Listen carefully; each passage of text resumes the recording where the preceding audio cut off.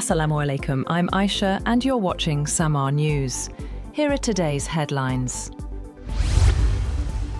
South Korea has scrambled to assure the US it remained committed to implementing a trade deal after President Donald Trump said he would hike tariffs on autos and other imports from its ally, blaming a delay in enacting the pact agreed last year.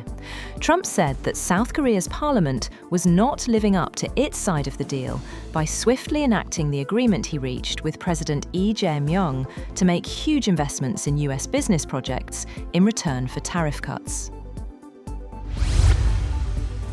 Indian Prime Minister Narendra Modi said that India and the European Union have finalised a landmark trade deal that will represent a quarter of the world's economy.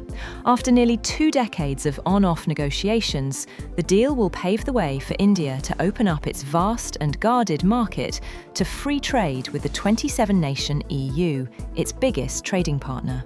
Modi said this agreement will bring major opportunities for the 1.4 billion people of India and the millions of people in Europe. He added that the agreement represents 25% of global GDP and 1/3 of global trade. Iran's armed forces have been placed on full alert as Tehran responds to what it calls hostile US military deployments in the region. Lawmakers warned any attack would trigger strikes on US interests and bases, including across the Gulf. President Trump said a massive naval force is heading toward Iran, but added he still hopes for talks. Iran rejected negotiations, accusing Washington of bad faith and military aggression. Meanwhile, the United Arab Emirates has made it clear that it will not allow its airspace, territory, or territorial waters to be used for any military action against Iran. The Foreign Ministry said the UAE would also provide no logistical support for hostile operations. Abu Dhabi reaffirmed its policy of neutrality, calling for dialogue, de-escalation, and respect for state sovereignty. The statement comes amid heightened regional tensions involving Iran.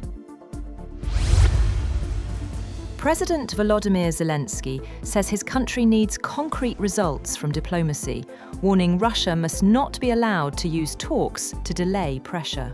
In a video address, he said Ukrainian, American, and Russian delegations had discussed steps to end the war and how any agreements would be monitored. Zelensky said another Ukraine-Russia meeting could take place as early as Sunday and should happen sooner if possible, adding that Russia remains responsible for prolonging the conflict. Indonesia has received its first 3 Rafale fighter jets from France, marking the initial delivery under an $8 billion defense deal signed in 2022. The jets arrived last Friday and are now stationed at an airbase in western Sumatra.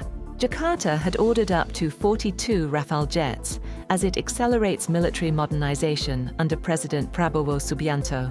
More aircraft are expected later this year.